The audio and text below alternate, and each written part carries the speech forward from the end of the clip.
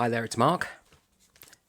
You know, the benefit of going into second-hand bookstores or bookshops is that occasionally you'll come across something that you never knew existed and you never knew you actually needed. Poems of Henry Lawson, who was an Australian, but also the artwork of Hart. Never heard of either of them, but wow, this is a gift.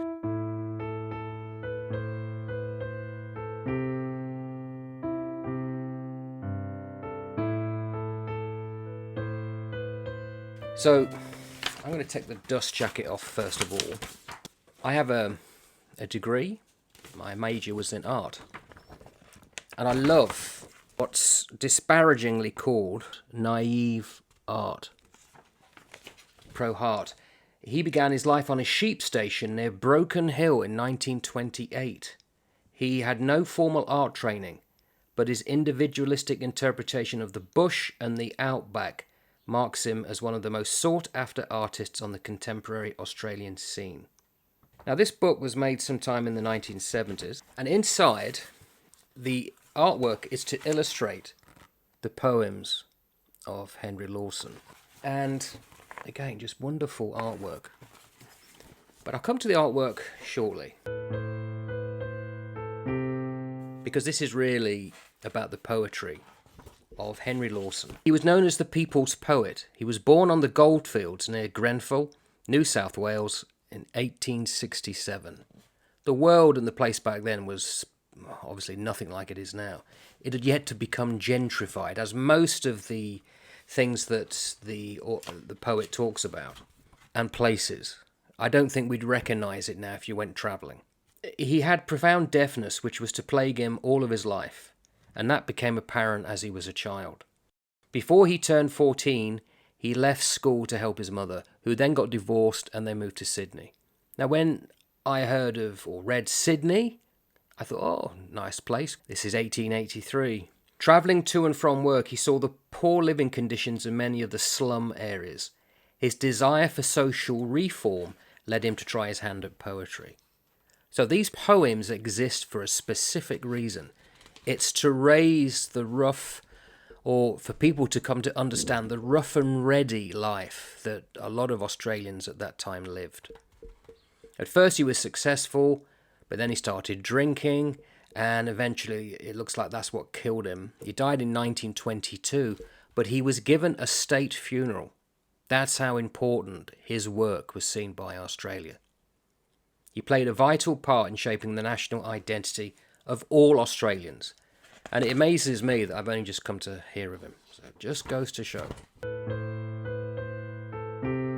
I think it's worth quickly giving a little taster of his writings, because I find them brilliant, because he had no formal training. The first one that's talked about is the Grog and Grumble steeplechase. Now, of course, I can't do it in the accent as it's meant to be read. This, I think, has to be done in an Australian accent. I've got a head cold, I'm British, there's no way I'm going to sound anything like it should be. But here we go. Twixt the coastline and the border lay the town of Grog and Grumble. Just two pubs beside a racecourse in a wilderness of sludge. And they say the local meeting was a drunken rough and tumble, which was ended pretty often by an inquest on the judge. Yes, 'tis said the city talent very often caught a tartar in the Grog and Grumble sportsman and retired with broken heads, for the fortuned life and safety of the Grog and Grumble starter mostly hung upon the finish of the local thoroughbreds. Amazing. So each poem has an image done by Hart, the Grog and Grumble steeplechase. When I moved to New Zealand, mainly through my wife and daughter, who loved watching a series called Phryne Fisher. And Phryne is, or was, an Australian woman, well-to-do, she has a butler, who lives in Melbourne in the 1920s. And like Miss Marple, goes out solving crimes and having capers.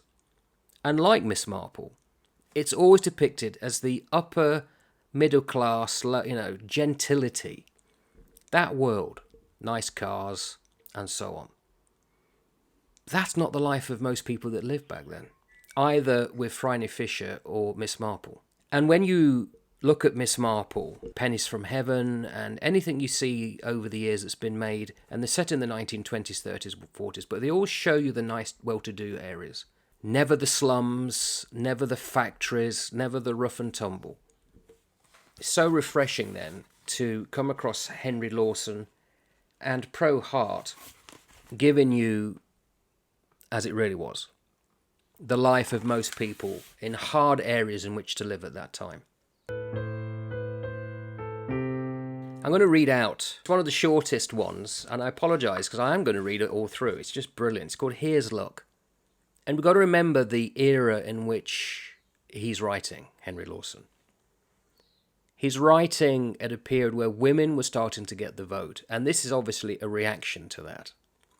And he's setting it in a pub. Now, this is a pub somewhere in the outback by the looks of it, because as you can see, you've got dingoes outside. It's like the Red Land country. But this could be a pub anywhere. This could be a pub in Britain. It could have been a pub in the 1960s in Britain. It literally resonates with me. And there would have been men there who'd had a way of life that seemed to be coming to an end. So this is the poem. Old time is tramping close today. You hear his bluchers fall. A mighty change is on the way. And God protect us all. Some dust will fly from beery coats. At least it's been declared. I'm glad that women has the votes, but just a trifle scared. I'm just a trifle scared. For why? The women mean to rule. I feel just like in days gone by when I was caned at school. The days of men is nearly dead, of double moons and stars. They'll soon put out our pipes, 'tis said, and close the public bars. No more we'll take a glass of ale to banish care and strife, and chuckle home with that old tale we used to tell the wife. We'll laugh and joke and sing no more with jolly beery chums, or shout, "Here's luck!" while waiting for the luck that never comes. Did we prohibit swilling tea, clean out of common sense, or legislate against gossiping across a backyard fence? Did we prohibit bustles or the hoops when they was here? The women never think of this, yet want to stop our beer. The track of life is dry enough and crossed with many a rut, but oh, we'll find it rougher still when all the pubs is shut. When all the pubs is shut and close the doors we used to seek, and we go toiling, thirsting on through Sundays all the week. Let me collect myself a moment.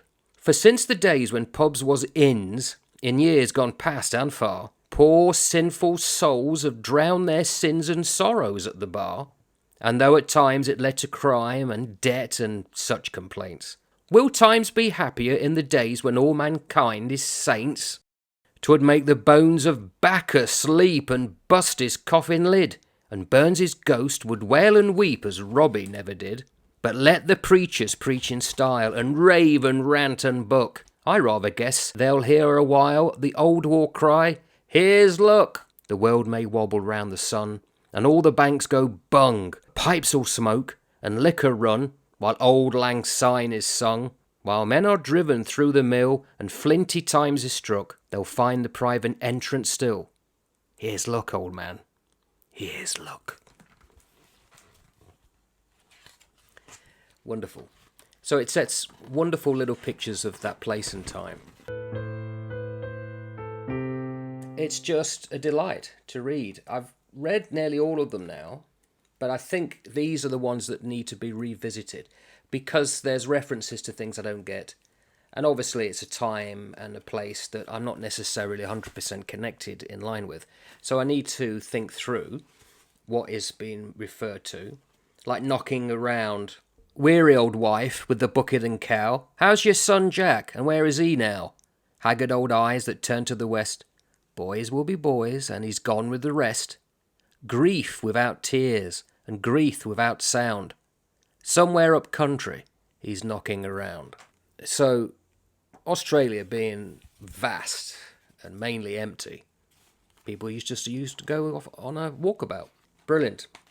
So I'm really glad that I found it, but also, as I said, it's not just for the poems, it's the artwork. During my degree, I studied naive art, and I hate that phrase, naive art. It's such a disparaging term. But there was an artist in the city I was doing my degree, Plymouth, called Brian Pollard. He was a doctor, and I interviewed him as part of one unit I did or whatever. I don't think it was part of my end piece, the dissertation. And he was well known. In fact, you can see a picture of his artwork here now. The people have no faces. And I asked him, why does he paint people like that? A bit like Lowry. And he said a profound thing. He said, I'm a doctor, a GP. I see faces every day. When I paint them, I don't want to see them. So naive art, for those people who are, here's another disparaging term, untrained. What do they say here? No formal art training. Forgive the language, I'm going to give an expletive now, an Anglo-Saxon expletive. A load of bollocks. I mean, look at that. Look at the power of that imagery. It's almost like a Turner. Misty, chiaroscuro. It's light and shade. Fantastic. Imagine that on a wall.